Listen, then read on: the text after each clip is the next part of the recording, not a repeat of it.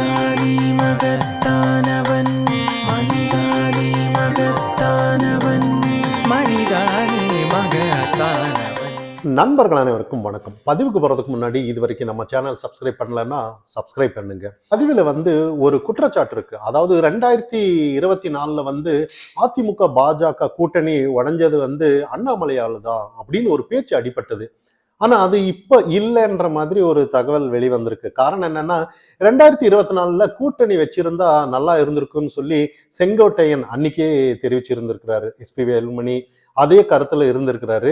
அதனால வெளியே சென்றவர்கள் எல்லாம் ஒன்றிணைக்கணும். அதனால மக்கள் என்ன விரும்புறாங்கன்னு தெரிஞ்சு அதற்கேற்றவாறு நம்ம எடப்பாடி பழனிசாமி கிட்ட போய் கேட்கலாம் அப்படின்னு சொல்லி நத்தம் விஸ்வநாதன், எஸ்பி வேலுமணி, தங்கமணி, அன்பழகன், டிவி சண்முகன் இவங்க எல்லாம் போய் சொல்லி இருக்கிறதா, அதாவது எடப்பாடி பழனிசாமி கிட்ட இந்த மாதிரி கூட்டணி வச்சிருந்தா நம்ம ஜெயிச்சிருக்கலாம் அப்படின்ற மாதிரி ஒரு விஷயத்த சொல்லியிருக்காங்க.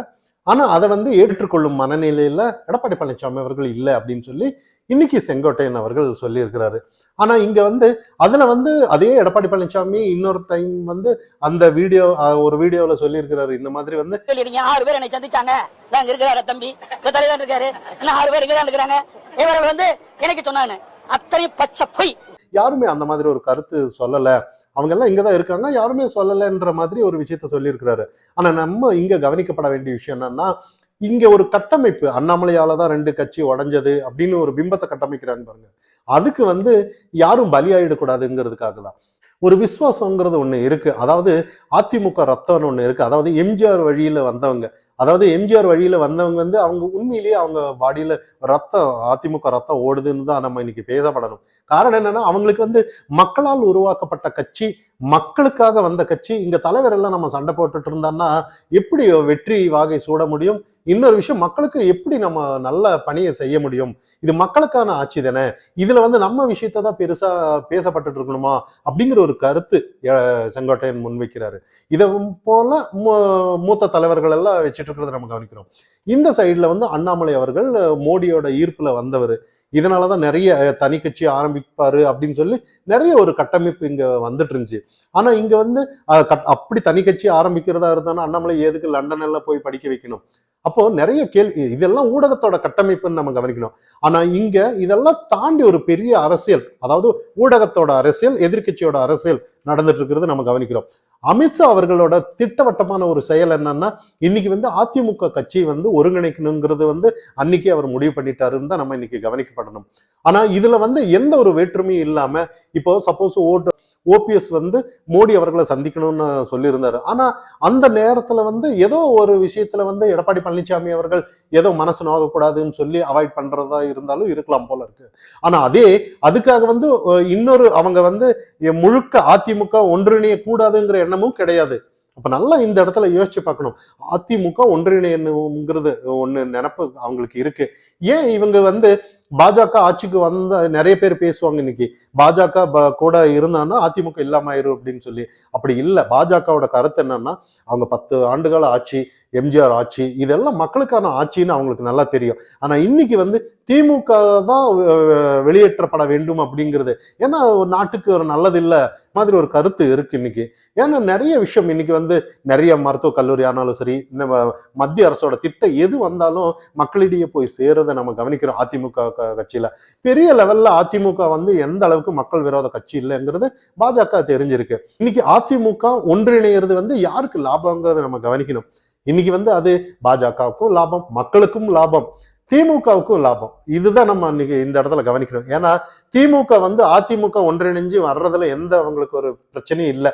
ஏன்னா பாஜக உள்ள வரக்கூடாதுன்னு திமுக பெர்ஃபெக்டா வேலை செஞ்சுட்டு இருக்கிறத நம்ம கவனிக்கிறோம்.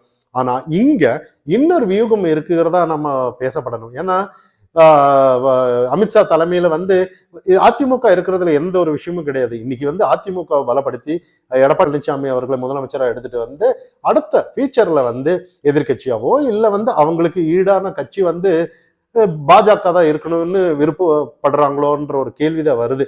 ஏன்னா இன்னைக்கு திமுகங்கிற ஒரு கட்சி இருக்கக்கூடாது. ஏன்னா ஒரு டைம்ல டெபாசிட்டை இழந்து 3ஆம் இடம் போனாங்க பாருங்க. தேமுதிக அவங்க எல்லாம் 2ஆம் இடம் வந்த பீரியட்ல அந்த மாதிரி வரணுங்கிறது தான். ஆனா இன்னைக்கு பாஜக அதுல எந்த காரணத்தை கொண்டு உள்ள வரக்கூடாதுங்கிறது திமுக இன்னைக்கு வேலை செய்யறது தான். இந்த அளவுக்கு ஒரு பேச்சு இன்னைக்கு ஊடகத்துல பேசுற விஷயம் எல்லாம் நீங்க கவனிச்சிருக்கலாம். எப்படி எந்த பேச்சு எங்க போகும், என்ன வரும், அண்ணாமலைக்கு எதிராக இங்க டெல்லிக்கு போயிட்டாங்களா, நிறைய கருத்து இருக்கு. அண்ணாமலை டெல்லியில ஆக்சுவலா இன்னைக்கு தலைவர்கள் எல்லாம் டெல்லி மீட்டிங் அமித்ஷா வச்சிருக்கிறாருன்னு எல்லாருக்கும் முன்னாடியே தெரியும். ஏன்னா இன்னைக்கு நல்லா யோசிச்சு பாருங்க. இன்னைக்கு அண்ணாமலை தொண்டனா இருக்கிறாருன்னு சொல்லிட்டாரு. மாநில தலைவரா நயினார் நாகேந்தர் இருக்கிறாங்க. அண்ணாமலை போக வேண்டிய அவசியம் இல்லையே. ஆனா இங்க எப்படி கட்டமைக்கிறாங்கன்னா, ஒரு டைம்ல அண்ணாமலைக்கு எப்படியாவது பதவியில இருந்து நீக்கணும்னு பண்ணாங்க. அப்புறம் ஏன் பதவி கொடுக்கலன்னு ஊடகம் பேசிட்டு இருந்தாங்க. இப்ப டெல்லி மீட்டிங்கு ஏன் கூப்பிடலன்னு கவலைப்படுறாங்க. இப்ப அண்ணாமலை பத்தி கவலைப்படுறது முழுக்க யாருன்னா திமுக சார்ந்த ஊடகம் தான் நம்ம கவனிக்கணும். நிறைய வேலை பலு, நிறைய மேரேஜ் எல்லாம் இருக்கு, இன்விடேஷன் கொடுத்துட்டாங்க. முன்னாடி அவர் தெரிவிச்சிருந்தாரு. அதனால இவங்க சொல்லியிருக்காங்க இந்த மாதிரி நாங்க பேசுறோம் அப்படின்ற மாதிரி. அது ஆஸ் யூஷுவல் மீட்டிங் தான் நம்ம கவனிக்கப்படணும். இதுக்கும் அண்ணாமலை தொண்டனா தானே இருக்கிறாரு இப்போ. அதனால எந்த ஒரு பிரச்சனையும் இல்லையே. இதுதான் இங்க கேள்வி. ஆனா இங்க ஊடகம் ஒரு கட்டமைக்கிறது என்னன்னா, அண்ணாமலை தவிர்த்துப்பட்டார். காரணம் என்னன்னா, முழுக்க பிஜேபியோட தலைவரா இங்க நிறுத்தப்படுறது யாருன்னா மோடி அவர்கள். அண்ணாமலை தான் நம்ம கவனிக்கப்படணும். இங்க இருக்கிற தலைவர்களுக்கும் ஏதோ ஒரு அவரோட அரசியல் நிலைப்பாடு அவர் எடுக்கிற ஸ்டெப் முரண்பாட கருத்துக்கள் இருந்தாலும் இருக்கலாம். ஆனா அது கட்சிக்கு பலவீனமான்னு பார்த்தோம்னா இல்லைன்னு தான் நம்ம பார்க்கணும். மனசு அதாவது 2 தலைவர்களுக்குள்ளார ஏதாவது கருத்து வேறுபாடு இருக்கலாம், ஏதாவது ஒண்ணு இருக்கலாம் போல இருக்கு. கட்சிக்கு லாபம் தான். இதை தாண்டி அண்ணாமலை இல்லாம பாஜக இங்க இருக்கிற தலைவர்கள் ஏதாவது ஒரு விஷயத்தை முன்னெடுத்தாலும் இல்ல அண்ணாமலை தவிர்த்து ஏதாவது பண்ணாலும் கூட அது பாஜகவுக்கு நஷ்டத்தை தான் கொடுக்கும். அந்த நஷ்டத்தை யாரும் இங்க விரும்ப மாட்டாங்க.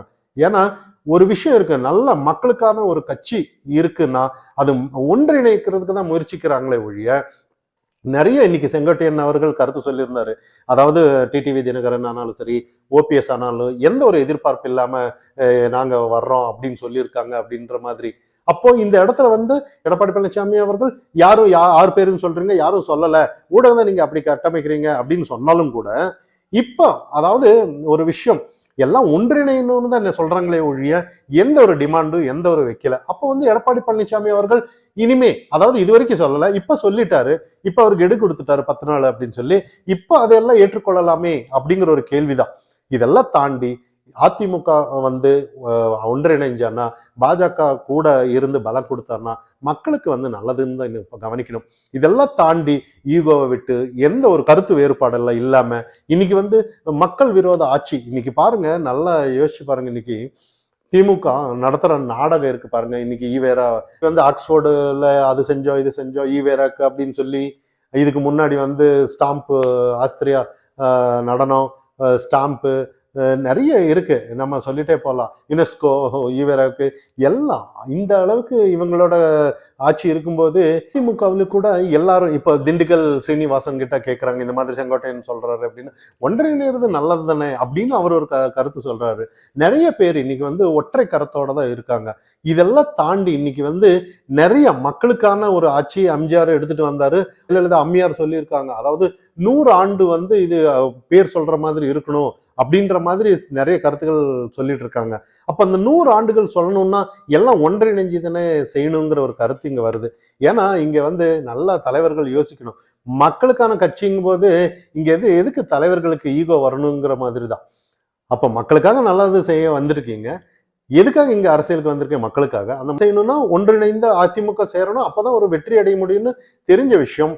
அப்போ இன்னைக்கு திமுகவை எப்படி ஒன்றிணையாம நீங்க ஜெயிச்சிருவீங்களாங்கிற ஒரு கேள்விதான். ஒன்றிணையாம தோத்ததாலதான் இன்னைக்கு செங்கோட்டையான் எல்லாம் ஒன்றிணைய வேண்டும் அப்படின்னு சொல்லிட்டு வர்றதை நம்ம கவனிக்கிறோம். எந்த ஒரு கட்சியானாலும் ஒரு சின்ன ஒரு கட்சியில இருக்கிற ஒரு தலைவர் கூட வெளியே போனாலும் கூட அது பலவீனம்தான் பார்க்கப்படணும். ஏன்னா இன்னைக்கு ஒரு கிரிக்கெட் மேட்ச் மாதிரி தான். அந்த கிரிக்கெட்ல ஒருத்தர் நல்லா ஆடுவாரு, ஒருத்தர் பவுல் நல்லா வீசுவாரு, ஒருத்தர் நல்லா ஃபீல்டு பண்ணுவாரு, ஒருத்தர் நல்லா பின்னாடி விக்கெட் கீப்பர் நல்லா இருப்பாரு.